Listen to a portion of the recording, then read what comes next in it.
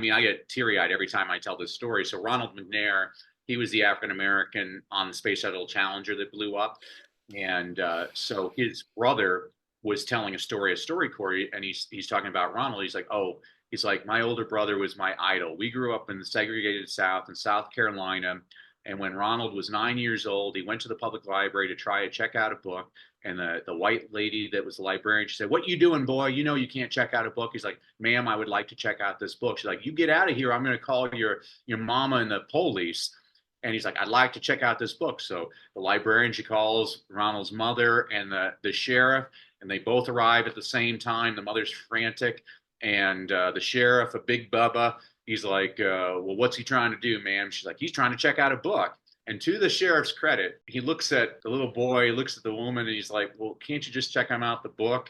And Ronald's mother, she's like, he'll return it. And the librarian, she's angry, but she checks out the book to Ronald. And Ronald's mother's like, "What do you say, Ronald?" He's like, "Thank you, ma'am." And his brother's talking about him. He's like, "My brother, he just always was inspired. He had vision."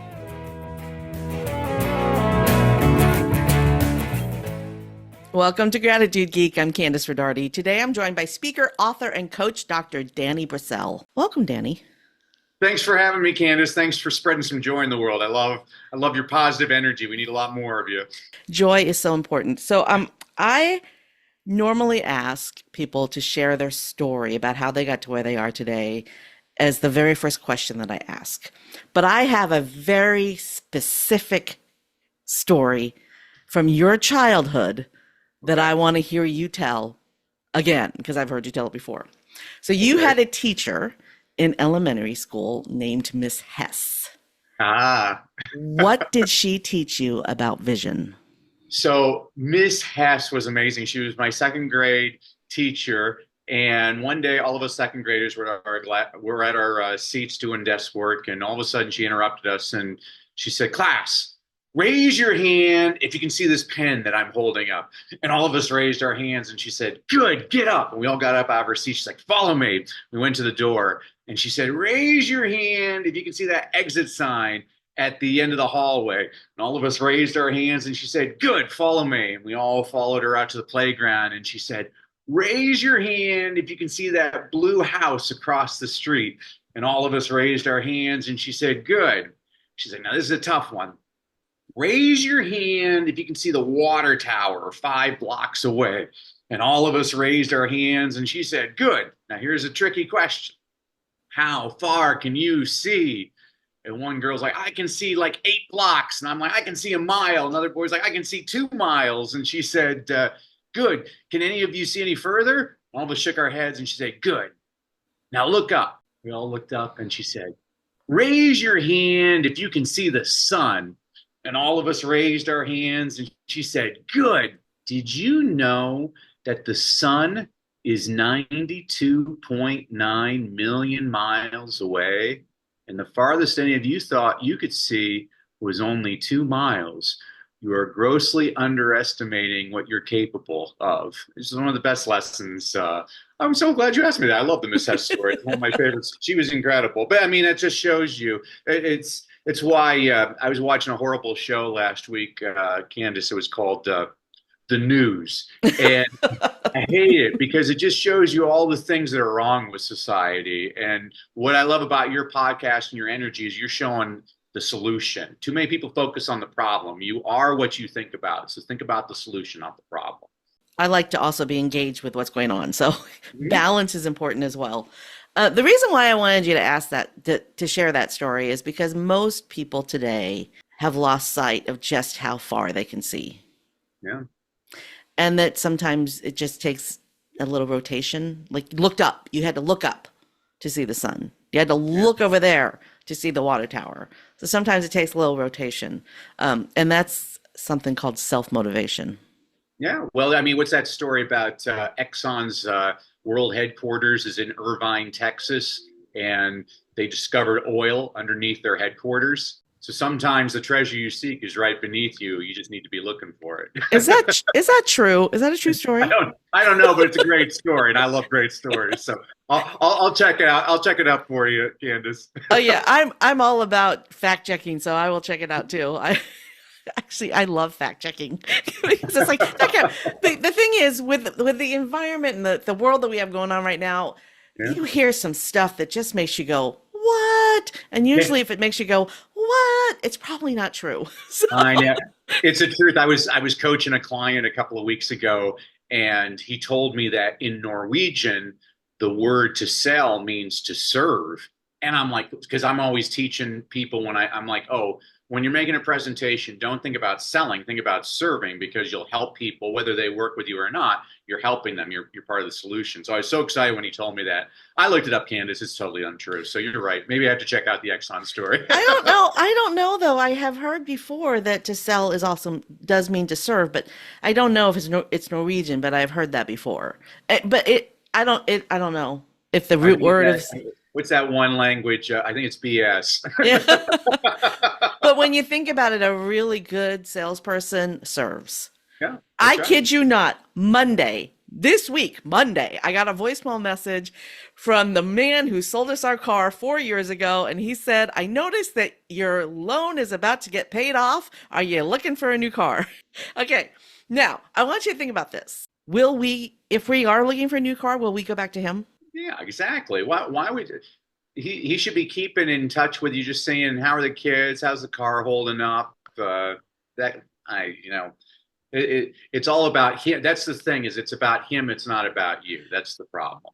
Yes, but I'm going to push back a little on that. Nobody else does that. How many car salesmen actually keep in touch? Even now, I mean, he did send a couple of follow up, hope your car is doing well kind of things. And we Okay. had an issue after we bought the car, and they completely took care of it we had like $1,500 worth of work done on our car after we bought it on them, right?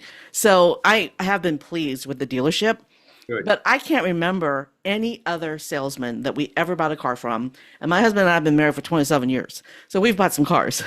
I don't remember any other car salesman ever following up 4 years after we bought the car. Yeah, that's a good lesson. I mean, I have customers that I've been reaching out to. I have a woman that's been part of my newsletter list for 11 years, Candace, and she finally hired me as a client. And I was like, oh, well, it only took 11 years, but persistence. Yeah. Yeah. So that's the lesson though, is Yeah.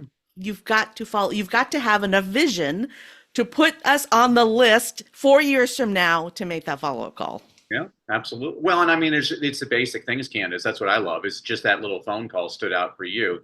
I mean, I do handwritten thank you cards all the time, and I still have people that. What I love is because my thank you card has my picture on it, and so it's an ad because I have people posted on their wall in their office because nobody's ever written them a handwritten thank you card, and it's like, wow, just these little things. I mean, I'm on airplanes. So you were kind enough to push back our interview an hour because I scheduled our interview for right after I got off a plane in Cincinnati. But I tell you, at least one out of every five of my flights, the flight attendants come up to me and say, "Thanks for being our nice passenger." And Aw, how isn't it ridiculous? sweet. All I do is I get to know their name. I say please and thank you. I talk to them a little bit. I'm like, wow, isn't it sad that common courtesy is not common practice, but it helps you stand out. And so for people like you and me, great differentiator.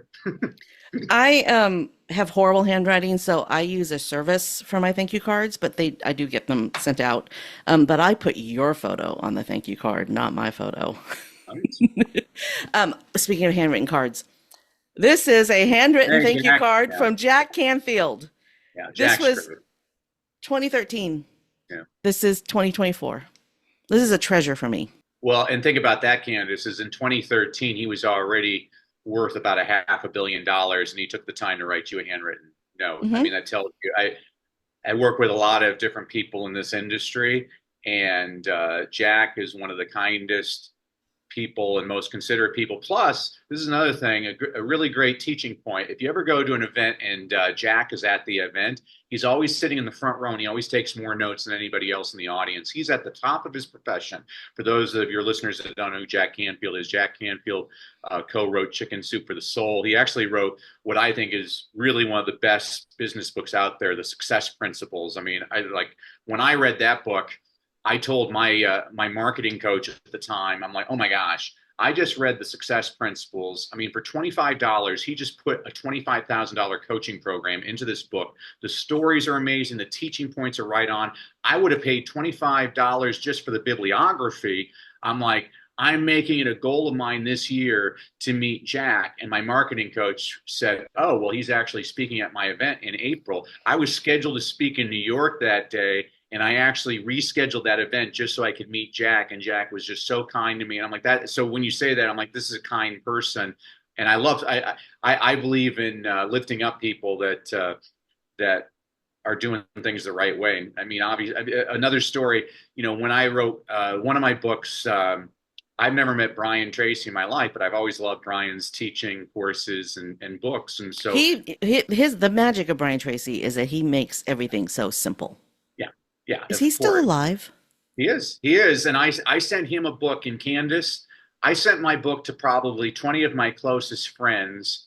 Within 48 hours, Brian Tracy, who I had never met, wrote me the kindest endorsement. This is a guy at the top of the business field. I'm like, well, that's why you're at the top of the business field. And my 20 friends, none of them still have even written me that testimonial. And I'm like, well, there you go. That's the difference between successful people and people that are posers. Yeah.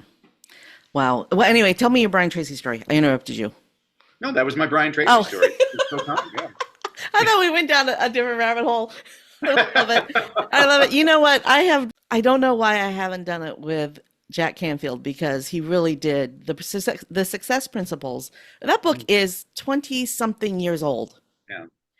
But the Success Principles really was the pivot moment in my life, reading that book. I found it after The Secret. Jack Canfield was in the movie The Secret, and he was the person in the movie that I was like, this guy I want to learn more from. I want to learn more from him. So I got his book. I started following. I have still to this day never read a Chicken Soup for the Soul book. That's great. To this day. But the Success Principles, I think I had it in my car, the CDs, this is 20 something years ago. So I had all the CDs in the car, and they would just play every time I got in the car, right? So my daughter heard them whenever she was in the car, right? I've never asked him to be a guest on the show. And the thing is, I have reached out to people I don't know. Like a couple weeks ago, Alan Dibb was a guest on the show. He wrote the one-page marketing plan, which I absolutely love. I sent him a message on LinkedIn and asked him to be a guest. And he said yes immediately, like within a half an hour. So I know Jack Canfield will say yes. I just have to ask. Yeah, there's a great book. A lot of people think it's good. It says, ask and you shall receive. Good advice. Okay, so audience, you're going to hold me to that, right? Audience, holding me to it. I'm holding you to it. I'm going to follow up. All right, speaking of books, you have authored 17, and your latest book is about motivation. So tell me about your book. So the last book, Leadership Begins with Motivation. When I was, I taught all age levels from preschoolers all the way up to rocket scientists. I can make that claim because I used to teach English as a second language to engineering students at the University of Southern California. I became a teacher because of the movie Stand and Deliver. If you haven't seen the movie, it's the true story of Jaime Escalante going to Garfield High School in East Los Angeles to teach advanced placement calculus. So I one said, of the best movies ever I'm going to be Jaime Escalante. Yeah, so that is one of the best movies ever made. Isn't it great? Such a nice movie. So I said, I'm going to be Jaime Escalante. So I was originally hired to teach 12th grade social studies in Compton, California, which is in South Central Los Angeles. And they switched me from working with high school students to middle school students to upper elementary to lower elementary to pretty soon, instead of preparing students for college, I was coming home with snot marks all over my pants from my little ones hugging me all day. But when I was a middle school teacher, I was the only teacher in the school that had no tardy students. And the reason, Kandas, was because I always started off class by reading a Paul Harvey story. I don't know if you're as old as me. You look a lot younger than me. But thank you. At this but I know who Paul Harvey is. At this point, you chop off my head, you count the rings. But I grew up listening to Paul Harvey. He'd come on the radio every day at 12:15. He'd be like, I'm Paul Harvey with the rest of the story. And he's got these books. They're all out of print, but you can still get them on Amazon. And each of them has 101 rest of the stories, which are perfect 5-minute read alouds. And the whole time, my students are trying to guess, who is he talking about, or what's the company or the place he's talking about. The problem with those books is a lot of the stories Paul talks about are about like Sears and Roebuck. Well, kids today don't even know what Sears Yeah. Roebuck is. And so the reason I wrote the Leadership Begins with Motivation book was it was an homage to Paul Harvey, and it has updated stories about people like Elon Musk and Jeff Bezos and Michael Jordan. But after I wrote it, Candace, this was kind of fascinating. I actually read it.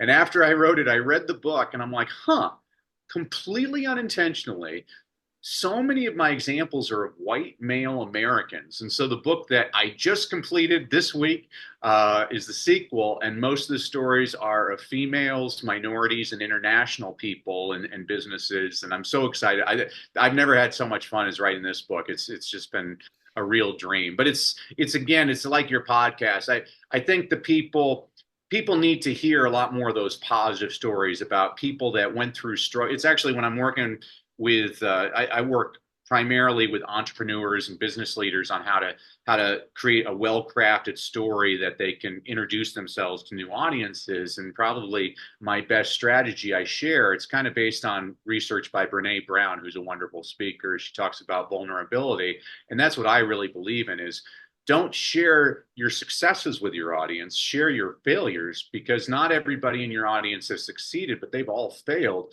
And the more you talk about your own trials and tribulations, they're going to relate more to you. And that's really the power of speaking to audiences is how do I connect with an audience that makes people feel like, oh, you know what, this is somebody that understands me. This is somebody I want to do more business with.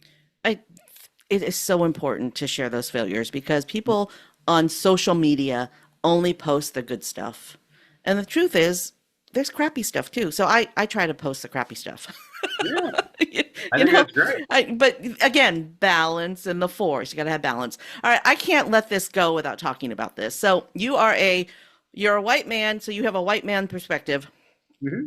and you identified that your book was stories that were basically white men.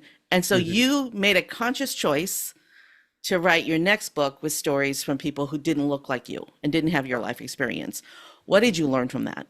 I learned that I think so. It was kind of interesting. It was the same as teaching in the inner city. So most of my students were Latino and African American, and I'm neither Latino nor African American. And I once had a parent, she eloquently said it to me this way. She's like, I don't need you to teach my kid how to be black. And she was actually right because I was trying to really expose the kids to lots of Latino literature and African American literature. And I realized, well, that's part of my job. But the other part of my job is to expose kids to the other cultures that they're not being exposed to.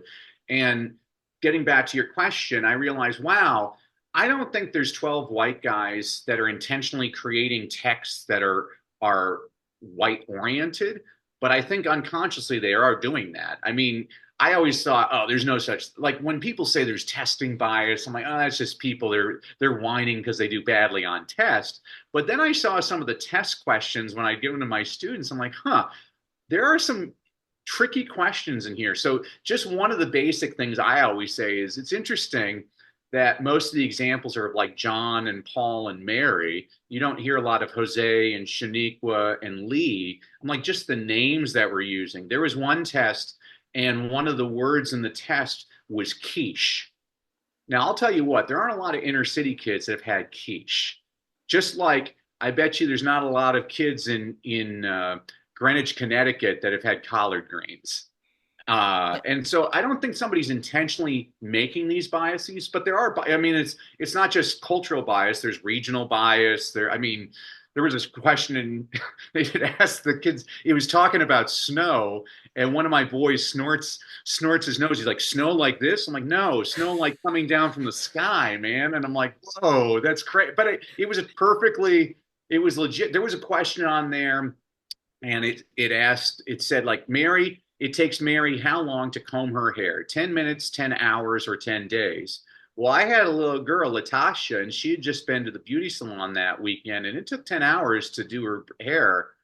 So again, I don't think there was somebody intentionally. I mean, maybe there are. I guess there are evil people in the world. I don't think there are, though. I think generally human beings are pretty cool. They might be clueless, but they're pretty cool. But Yeah. it got me thinking about that, and that's what is so important about your podcast. That's why I listen to podcasts. Is you need to think about different perspectives all the time. The best note I have on my desk, I have this post-it note that I look at every day, and it asks, "What if I'm wrong?" And Oh my it's gosh. One of the Oh best my things I God. look at every day. Post-it note. Hold on. Hold on. I'm making that post-it note right now. I have this. It's great. I am all about tools. My clients know that I'm the type of person who finds tools. If the tools work, I share the tools. And Right. one of my favorite tools is sticky notes for Windows. What if I'm wrong? I What have if I'm just, wrong? I'll give you another one from my buddy Stephen Griffith, he's a coach. He coaches all these athletes. He coaches NFL, all these professional athletes, but his passion is coaching high school kids how to get their scholarships and everything. He's a great coach. But I have a post-it with his best quote, which is "Try easier." I oh, that's a love good, that. that is Try a easier. great quote. Isn't that Oh my great? gosh, that's a fantastic quote. And that most of us are trying to do it too hard. Right. I mean, We that is the overcome. problem with most of us is we make things too complicated. Absolutely. You know, Absolutely. let's But, go back to well, asking Alan Didd to be a guest on my show. I sent him a message on LinkedIn yeah. and he said yes within 30 minutes. Why was I making it so hard on myself? So why aren't I asking Jack Canfield right now? Ask Jack. Yeah. I'll give you Steven's contact information. Steven has a bestseller called the Time Cleanse. You read that book, and you'll get 20 hours back in your week, guaranteed. It's amazing. He's What's just so his last name? Griffith. Okay. Link in the show notes, y'all. And he's good looking. You'll like him. He's a handsome man. So Oh, well, I don't judge based on looks. I judge based on the smile on your face. If you've got a smile on your face, I want to talk to you. mm, It really does. I I don't know why.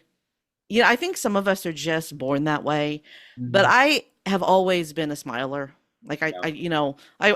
I went to the emergency room because I was in like I'm about to die pain from gallstones, but I was laughing because I didn't know how else to react to it. So the doctor didn't believe that I was in pain. And I'm like, I know this is excruciating pain. I Well, am in real pain.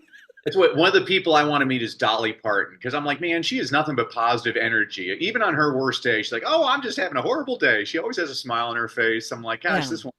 You talk yeah. about a person that's had a huge impact on society. That's one that It's she's this. not in my book. I wanted to put her in the book, but Dolly Parton, she's donated over 25 million books to poor kids in Appalachia and just done so much for charity. She's just an incredible human being and a great singer, obviously. I do want to move into books because you are the co-founder of the world's top reading engagement program. But before we do that, the thing that I have learned about smiling at people is that when I smile at them, they smile back. That's right. All right, so let's talk about your reading engagement program. Cool. Yeah, it's called thereadinghabit.com. Actually, so there's a story behind this, Candace. You'll like this story. So I was in India touring schools, and I went to this one school, and the principal opens up the door. There's like 5,000 kids in an auditorium. There's 15 newspapers, 5 TV stations, and the principal says, "And now for the next hour, Dr. Brassell is going to teach us the 3 secrets to reading better." Candace, nobody has told me I am speaking, and I have no such speech. But I got a huge audience right there. And fortunately, it's India, so I can speak slower. So I look at the kids. I'm like, today I am going to teach you the 3 secrets to reading better. Who wants to learn the 3 secrets? And the kids are going wild. And in my head, I'm like, what the heck are the 3 secrets to reading better? And basically using the formula that I teach clients today on how to create a well-crafted story. Within 30 seconds, I put together a presentation, which then formed my company, The Reading Habit, which is now the largest reading engagement program on the planet. That was just spur of the moment. And so that's why that wisdom of Stephen, try easier, you know, I was forced to think of something in 30 seconds. And not only did it become a great speech, but it actually was the basis of a great company. I mean, I feel that schools do an adequate job of teaching kids how to read. But the question I always ask people is, well, what good is it teaching a kid how to read if they never want to read? I teach kids why to read because I've never had to tell a kid, go turn on the TV. I've never had to tell a kid, go play a video game. And I never want to have to tell a kid, go read. I want them to choose to do it because they love it. And there's simple strategies I share to get people excited about reading. And, here, I'll give your audience one quick one. This is one of my favorite ones. So President Bush Sr. signed a very important law in the United States 30 years ago. It said every television set in America has to have closed captioning. So one of the first strategies I share with parents is turn on the closed captioning on the TV. And parents will look at me and say, well, wait a sec. If the show is in English and the subtitles are in English, well, what good does that do? I'm like, well, that's a fair point, but let me make a point. Have you ever watched a show with subtitles and not looked at the subtitles? It's very difficult to do. Your brain is actually interested in the text, and there's actually research to support this. If you look at reading test scores around the world, the more kids watch TV, the lower their reading scores are in every single country on the planet except for one. The country where kids watch the most TV have the highest reading scores on the planet. It's Finland. And people always ask, well, how can that be, Danny? I'm like, well, because Finland makes really bad TV shows. And so what they have to do is they have to import all these old American sitcoms like Happy Days and Welcome Back, Kotter and Good Times. And the kids are reading the subtitles all the time. So that's an easy win for everybody out there right now. Just turn on the closed captioning and get your kids reading that way. Doesn't Finland also have the best education system in the entire world? Well, so you're talking to an educator, and everything to me is research based. Like I always tell people, I love that. We've already talked about this before, but I love that. Yeah, well, if you want an opinion, talk to your uncle. If you want facts, I'm going to give you actual research. I don't understand why we conduct research if people are going to ignore it, but we compare apples to oranges all the time. It's kind of like I understand. They'll be like, oh, America has like the 27th. Our kids scored 27th in the world on reading. I'm like, well, let me point something out to you that America does that no other country does. We educate all kids, including the kids that don't speak English as a first language, including the special needs kids, including the poor kids. I promise you in India, the poor kids aren't going to school. I guarantee you in Japan, those poor kids aren't taking tests. And I'm not trying to give excuses for America. We have plenty of places where we can improve, and I want us focused on those things. But, when people say, well, Finland's school system, I'm like, well, how many people are in Finland, first of all? Yeah. What kind of diversity is in Finland? I mean, I don't see, Yeah. I'm so proud to be an American. I'm never prouder to be an American than during the opening ceremonies, the Olympic Games. If you watch the opening ceremonies, as the teams are coming into the stadium, you get Japan comes in and they all look Japanese. You got Norway comes in, they're all blonde hair, blue eyes. Then you got America comes in, bunch of mutts strutting in. You can give me the biggest redneck going, USA, we're number one. We just won the gold medal. Christy Yamaguchi. I'm like, this is... We underestimate the power of America is our diversity, but it penalizes us in many ways when it comes to like test scores and things like I saw. And I'm not making an excuse. I think we can definitely do better. I think there's things. I mean, I'll give you India as an example. When I was in India, I was looking at the math skills that they were teaching in third grade. They were skills that in America are being taught in high school. I'm like, oh my gosh. And I think we underestimate our kids. Absolutely. I totally think of course we underestimate our kids. America is all about excuses and lawsuits. And it's like, come on, man, set those expectations very high. I mean, shoot for the stars. This is why it was fascinating when I became a coach, because I never wanted to be a coach because I coach the way I teach. I have very high expectations and I don't let you off. I'm like that car salesman with you, is you'll hear from me 4 years from now, Kandas, because I want to make sure you're successful all the time. It's a big deal to me. I don't believe in mediocrity. You were born, God made you to excel. And it's that's my role as your coach, is to push you to the heights you never thought you could excel to. I used to say that to my students. I'm like, you know what? Sometimes you need somebody else to believe in you before you believe in yourself. I believe in all of you. They only give me the best and the brightest. So let's go out and make this world a better place. A kid hears that every single day, they start believing it. Mm-hmm. Actually, not just a kid, an adult too. Oh, yeah. Well, and the opposite is true too. If you hear the opposite, you believe it too. So it's having the vision. It's for full circle, having the vision.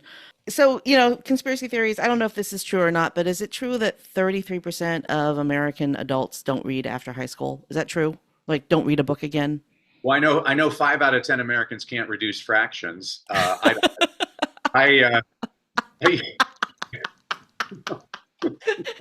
got that joke, so maybe I'm not one of the 5.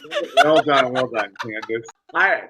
I'm always skeptical with numbers. I do know that not. Here's the thing. So a couple of weeks ago, I went to a football game with a friend of a friend, and we had been to a football game last year, and he has two sons, and his sons don't read. And I said, well, why don't you? What do your boys like? And then he's like, well, they like race cars, they like dinosaurs. I'm like, well, why don't you just read them race car books and dinosaur books? They'll become readers. You start doing that. And a year later, we go to this football game. He's like, Danny, you're a genius. My boys, every Friday, they want to go to the bookstore and we buy Marvel comic books and things like that. And they're doing so much better in school. I'm like, try easier, folks. We overcomplicate this. Like the way, I mean, I tell parents this, the little boy who only reads Captain Underpants is going to become a better reader than the little boy who refuses to read anything. Captain Underpants is the gateway drug to Shakespeare, but you got to get the kid interested first. We overcomplicate these things.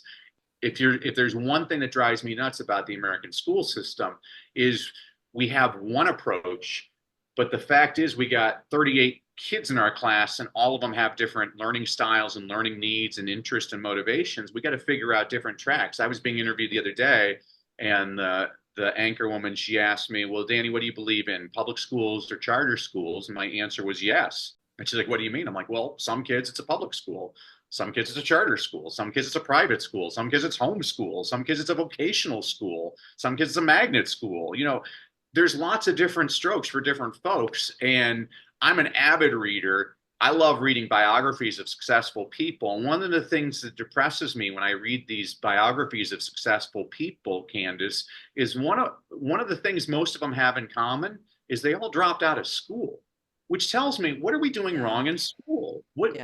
Why did we not find that out? How do we adapt our school to the kids, not adapt the kids to the school? So this is what I love.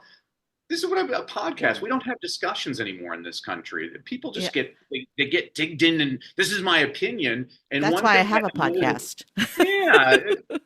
I mean, my wife said this about me. She's like, Danny, what I like about you is you're willing to change your mind, because I'll act like I'm not listening to her, but I'll let it soak in my brain for a couple of days, and I'll come back and I say, you know what, I thought about it, and you're right. That's a better way of doing this. I mean, people would do that.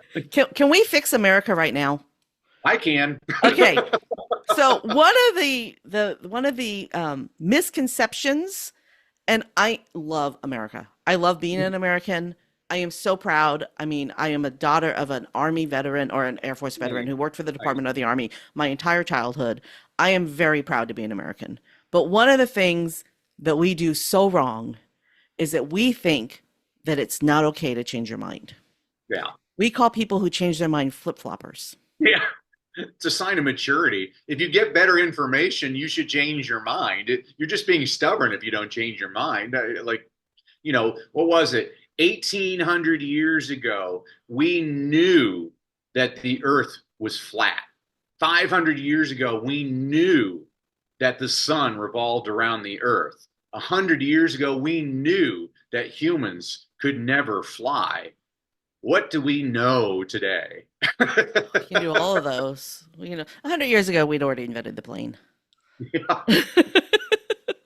I know this is a horrible example, but the plane was invented around 1900, and by 1915, World War I, bombs were dropping out of planes.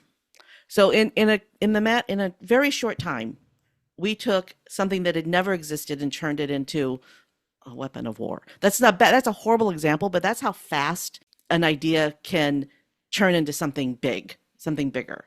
But isn't that, Kandas, isn't that example of, I always say this with technology, when it's ushered out, it always appeals to the lowest common denominator first. Yeah.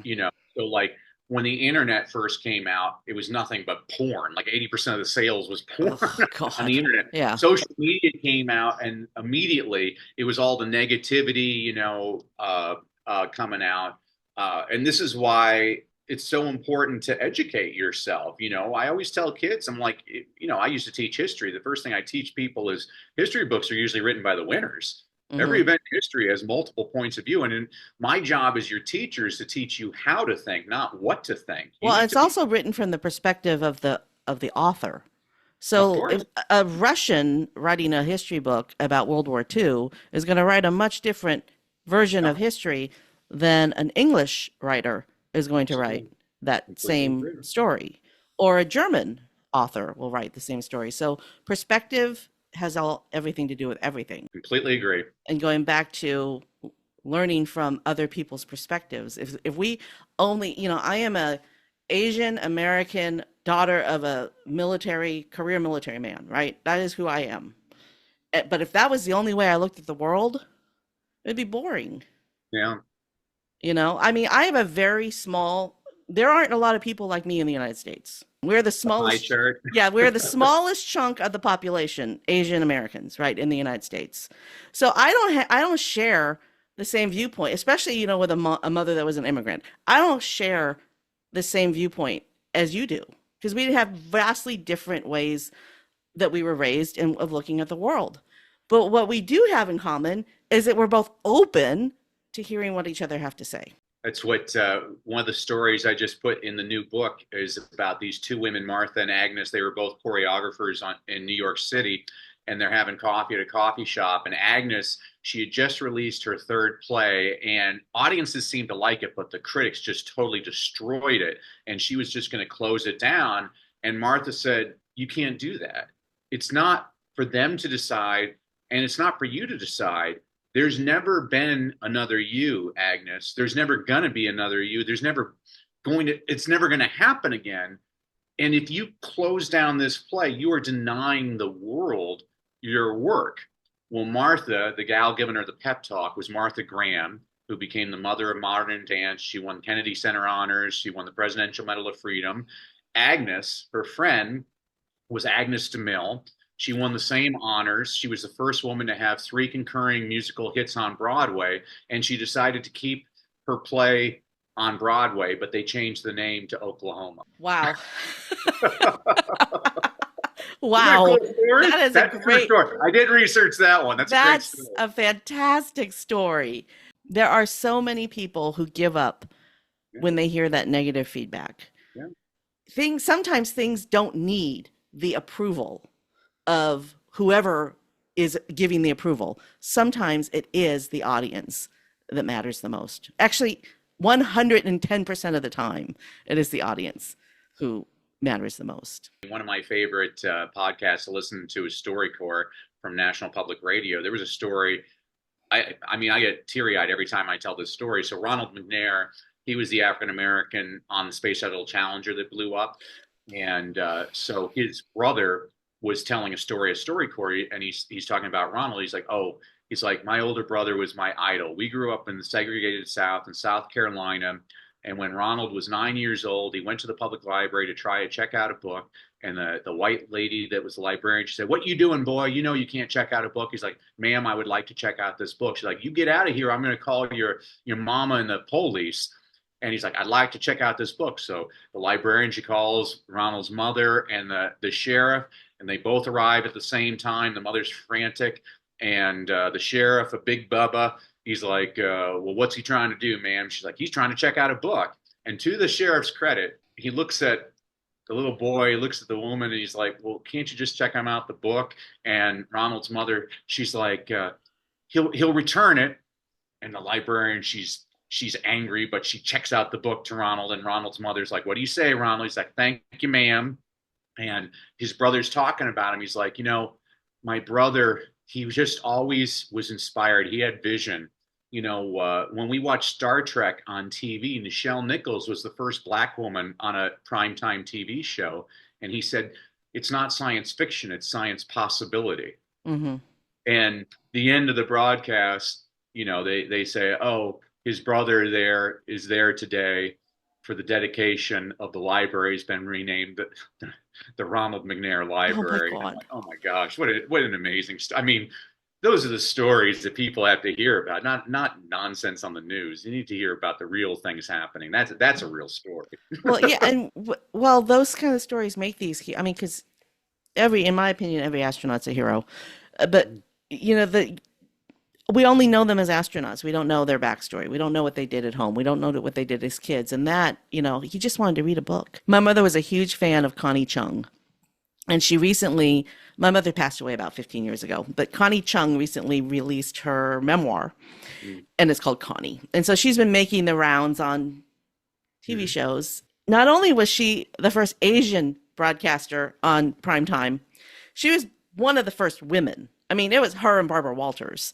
And Right. hearing those stories about, because we just watched her on TV. We always watched her on TV. Whatever station she was on, we were watching the Connie Chung news, no other news, right? And in my house. But there were so many stories that we didn't know about, that how crappy she had been treated and how she wasn't paid as much. And I mean, all those things we don't know about. She was always gracious, always gracious. Anyway, every time I see her on TV, I get a little choked up because my mom would have loved to have heard all these stories. My mom would have really resonated with it, because back then in the late 70s, early 80s, it was Connie Chung and then Mrs. O'Brien on Star Trek. That was who Yeah. looked like me. And it was Mrs. O'Brien on Star Trek who looked like me, right? O'Brien. So, Well, and finally, we're kind of, well, I mean, I hope that we're progressing beyond stereotypes and things like that. I mean, I've always told people it doesn't have to be about culture to be multicultural. exactly. I, I I used to tell my kids, I'm like, if I read another Hispanic book about tamales, I'm going to blow my brains out. If every book about white kids was about hot dogs, just because you're Hispanic doesn't mean you like tamales. I mean, Exactly. just have a kid named Jose in your book, like just having Connie Chung. Connie Chung isn't sitting there talking about being an Asian American. It was like, I was actually very insulted once. I heard that they said, oh, Denzel Washington is an amazing African American actor. He's an And I amazing was actor. like, Yeah. Denzel Washington's a great actor. One of the greatest actors of all time. I mean, come Yeah. on, like let's move beyond Yeah. that. But they can't. We're not ready yet. We'll get there. We'll get there. We'll get there. I As know long we'll as we're get there. there, I know well. we'll get there. I know we'll get there. So sometimes you have to go through the really hard crap, and things have to get really ugly before they get fantastic. Well, if you look at that, that's the history of the world. This is what I always tell people. I say, hey, look at our history. Good always triumphs over evil in the end, always. And people emerge out of nowhere. I mean, where did Abraham Lincoln come from? Like, this was the perfect person at the perfect time. I mean, read the book Long Walk to Freedom by Nelson Mandela. That guy, I have no idea how this person existed on this planet. Nelson Mandela spent 27 years in prison in South Africa for exercising a right every American has. He criticized his government. Hmm. And when he became president, all the white majority freaked, not majority at all, white minority, they freaked out. Uh-oh, here's our comeuppance. And so, what did Nelson Mandela do when he was president? He came up with the Truth and Reconciliation Commission. The official government policy of South Africa is if a white had killed a black under apartheid, they had to go before a court in front of the family of whoever they killed, admit that they killed them, apologize, and they were forgiven. This Wow. was the official government policy. And you talk about how quickly he was able to heal that country. I'm like, where did this guy come? Where did Gandhi come from? There are Yeah. people out there, amazing people doing amazing things all the time. Unfortunately, we let the negative ones steal the headlines. But there are, I love something that you said, Candace. I'm like, I love astronauts. There's nothing that inspires me more than I watch Apollo 13 like once a year because I'm just like, this is so amazing. I once went to an exhibit at the Air and Space Museum at the Smithsonian in Washington, D.C., and 144 countries put our three astronauts on their stamps because the whole world wanted to see them succeed. I'm like, man, that's the power. I mean, look at the International Yeah. Space Station. You got Yeah. Russians, Chinese, Americans working together. I'm like, Yeah. wow, they can do it in space. Maybe if we did it on Earth, we'd be even better off. Yeah. So Well, I look at possibilities all the time. I mean, 2024, there is a war going on between Russia and Ukraine, but we are still sending our astronauts from space to Russia when they land. I Yeah, mean, if we can figure out a way to work together like that, let's start with that and then broaden it. that's right. That's right. Okay, we have covered a lot of ground Wow. here. A lot of ground here. I want to get back to reading though because it's so Great. important. So in my and I've told this story on the show before, so listener, I apologize. You've probably heard this story 25 times, but it's a very important story to me. So I'm going to share it with Danny. So when my daughter was little, there were two books that she loved. One was called Parts by Ted Arnold, and it's a really disgusting book about snot and stuff like that and skin falling off. All right. So Parts by Ted Arnold is the gateway book to Captain Underpants or what's the Yep. book that you were talking? Is it Captain Captain Underpants? Underpants, yeah. Yeah. Because My daughter, Ken Arnold also, I think he did Burp. He did a lot of yeah, bodily function yeah. books. He's great So with those. so Ted Arnold wrote great books about bodily functions so that, it's funny and, because it could be scary if you sneeze and boogers come out. What are these boogers, right? So that's what Ted Arnold's book was about. But her absolute most favorite book was the Skull Alphabet book. Oh, I don't know We that one. we read this book from 18 months to 6 years, and it was an alphabet book because my daughter was enamored with paleontology. No. From the time she was 4 years old, she was creating Dinosaur Valley. She drew pictures of dinosaurs. She always wanted to play with dinosaurs. She watched documentaries. 5 years old, she figured out how to watch documentaries about dinosaurs, right? She loved dinosaurs. And 2 years ago, she enrolled at the School of Mines in South Dakota, in Rapid City, South Dakota. And she's going to spend the next 2 years, so she's graduated at this point, but she's going to spend the next 2 years doing research in one of the very few dinosaur dinosaur bone repositories in the United States, surrounded by skulls of dinosaurs Wow. and prehistoric animals. And Nice. reading the books, encouraging her to do whatever, to have the vision, right? Encouraging her to have the vision. We're going back to Mrs. Hess, right? To have the vision, the long-term vision. She is a paleontologist today. That's That's the awesome. important, Love but that. that's the importance of books and reading and engaging. Yeah, engagement. I mean, I used to teach preschool at a center for homeless Latino kids in downtown Los Angeles, and I had a 3-year-old named Francisco, and everybody wanted to put him in a. They wanted to identify him as special needs because he'd say his name. He's like, I'm like, what's your name? He's like, Flint. What? Foot. I show him a dinosaur book. He's like, Tyrannosaurus Rex. I'm like, dude, you can't pronounce your first name, but you can pronounce a multisyllabic dinosaur name. I mean, everybody's like saying this kid's special needs. I'm like, ask him about a stegosaurus. The kid can tell you every fact on the planet about a stegosaurus. We need to teach this kid about dinosaurs. Mm-hmm. And again, we just overcomplicate things. Kids are always, I love kids are always brilliant. They always say it. But the two greatest questions I've ever been asked by human beings were asked by little kids. I had a 5-year-old Maria raise her hand one day. I'm like, Maria, question. She's like, Mr. Brassell, where does it say Humpty Dumpty's an egg? And I started laughing. I start reading the nursery. And I'm like, wait a sec. Nowhere in that nursery Nowhere in that nursery does it say rhyme. Humpty Dumpty's an egg. But there's always a picture of Nowhere. an egg. How did I miss that? Maria got it the very first reading. Tyrell, 6-year-old. Tyrell raises his hand one day. He's like, hey, Miss Basal, is Curious George a monkey or an ape? And I laughed. So I reread the book. So Curious George, if you ever read the Curious George books, and I always tell teachers, if you haven't read a Curious George book, get out of education right now. So the man in the yellow hat, he always calls Curious George my little monkey. Where's his tail? He ain't got a tail because he ain't a monkey. He's a chimpanzee. I've read that book 3,000 times, missed it every single time. Tyrell got it the very first time. That's why if I'm ever murdered, I want a first grader on the scene, not my wife. A first grader would be like, oh, he's approximately 6 feet tall, dark jacket, dark pants. My wife would be like, I don't know. I think he's this tall. I think he's white.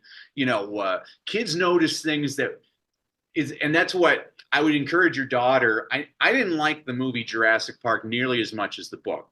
This is why I actually always encourage kids to watch the movies and read the books, because kids always say, I know what they're going to say. They're like, wow, the movie's really good. It's not as good as the book. Because Jurassic Park, the movie, one of the biggest problems I have in that movie is I can't remember the name of the paleontologist, the main character, the Sam Elliott character. I remember the actor. I can't remember the name of the character, but the top paleontologist in the movie, he hates kids, but in the book, he loves kids because he finds kids are so inquisitive and they're very interested and they're not afraid to ask simplistic. I mean, you made a point. I'm like, I think kids need to be able to ask questions like, why do we sneeze and stuff. I was just reading a biography on President Reagan, and one of the knocks on him was that he asked so many simplistic questions. I'm like, actually, I admire him for asking simplistic questions. I'd rather him ask simplistic questions than act like he knows something that he doesn't know. I mean, that's what Hmm. most people do is, oh, I don't want to look stupid. My wife, she asks questions all the time and everybody laughs at her, but I'm like, actually, it's a very good question. That she asked a question once, which I thought was fascinating. She's like, how is it that kids know a dog's a dog? They know a cat's a cat. They know it. She's right, because dogs are very different. A Saint Bernard and a Chihuahua, they're both dogs. Oh yeah. A little kid knows they're both dogs, but they don't look anything alike. How does a kid know that? But they know it's not a bird. They know it's not a cat, but they also know it's a dog. And I'm like, actually, that's a really good question. It's been going through my mind for the last week when she said that. I'm like, Yeah. gosh, I never thought about that. You're kind of right about Is it that. because their parents just said that's a dog and that's a dog? That's a I And am no, very curious about this as well. well, because it's one of those things that there's so this is one of the things that's interesting about watching kids. So I call it the run phenomenon. So this is when kids are picking up language. The reason they're picking up language is they're listening to how we have no idea how much they're absorbing all the time. And so I can say to it, so I do this with kids all the time. I'll say, I walked to school today. I walked to school yesterday. Now you do it with run. And the kid will say, I run to school today. I run to school yesterday. Now, that's interesting. What they did is they listened to me and they applied the rule incorrectly because it's an irregular verb, but you see how they learned without me explicitly teaching them that. That's what I always tell people with reading is these people that say, oh, you got to teach kids all the sounds, all the alligator. I'm like, I'm not saying that you don't need to teach the sounds. I mean, obviously, especially with blends in the English language, that's important. Like a TH usually makes the same sound. But I don't think we should spend as much time on that as reading aloud to the kids and getting kids the context of the stories and getting them interested. It's also a better use of your time because you can also teach other subjects like science and math and social studies through reading. Uh-oh, you got me into professorial mode. I get really excited about this kind of stuff. Well, I'm just fascinated by how people learn. I love watching it all the I time. wish we had more time, but we actually should have started winding down a while ago. But All right. my daughter went to a college here in Michigan called Albion. It's a private school, and they didn't have because it was a private school, they didn't have to have all the stuff that other colleges have. So she never took an English class in college because she was a science major, a geology major. But she got English credit for writing the papers that she had to write in her other classes, right? Because when you were in history class, you can't pass history without writing a paper. You can't graduate without writing your dissertation. So because she wasn't an English major, she was able to apply the writing that she did in the other classes because you have to have comprehension to write, right?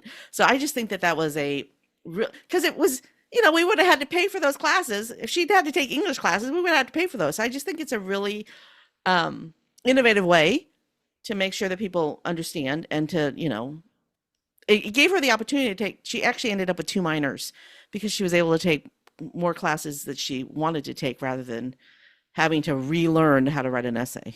And she has an interest in writing because she sees how it's actually applied. I mean, I just don't understand why we don't teach that. I mean, I do understand it's easier to teach everybody the same way, but I mean, I've got like high school students where I'm like, why don't you have this kid create a business? They'll create the website on themselves.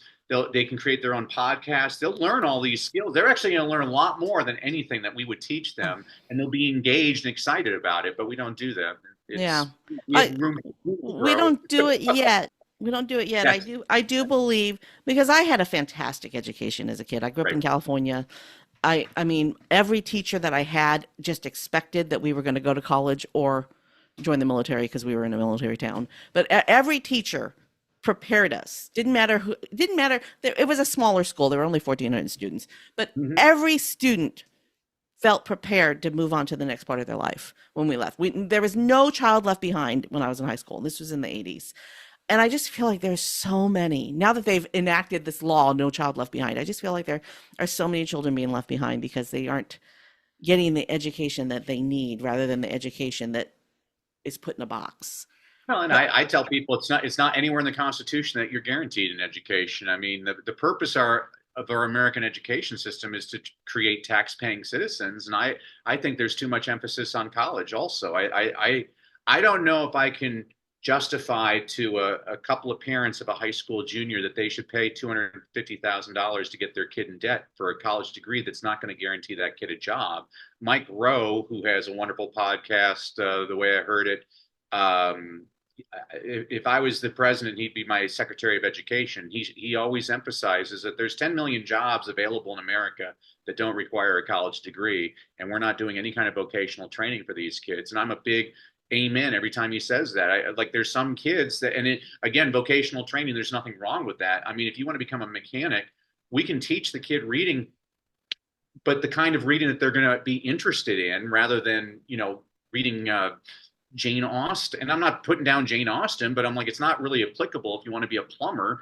I'd much rather have the kid learn how to do technical reading. I mean, here I am, I got my PhD, but heck, you give me a plumbing manual and it might as well be written in Mandarin. I have no understanding of it, but a plumber, it's no problem at all. So we'll see. We'll see. We're not there yet. I like that you included the word yet. That's we're gonna get there. My dad was he had dyslexia his whole life, but Mhm. nobody, back in the 50s, I don't think they just thought he was dumb, right? So he goes off he joins the Air Force and he wants to be an electrician, and he starts reading these technical manuals. And my dad was such an amazing electrician that he was sent all over the world to fix things, right?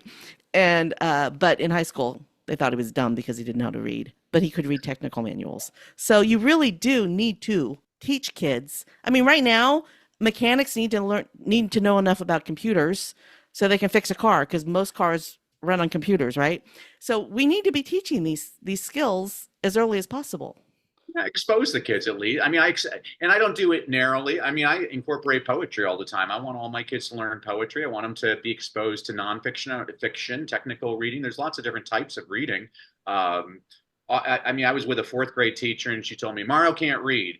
I was with Mario for an hour, and in 1 hour's time, Mario must have texted 20 friends. He sent Oh, several emails. He surfed the web. He's highly literate. She's using a definition from 75 years ago. yeah. And this is the problem: is people don't look at, people are like, oh, kids aren't reading today. I'm like, I think kids are reading more today than they've ever read in history. It's just a different type of reading. I mean, they're going on social media. They're looking Yeah, online. yeah.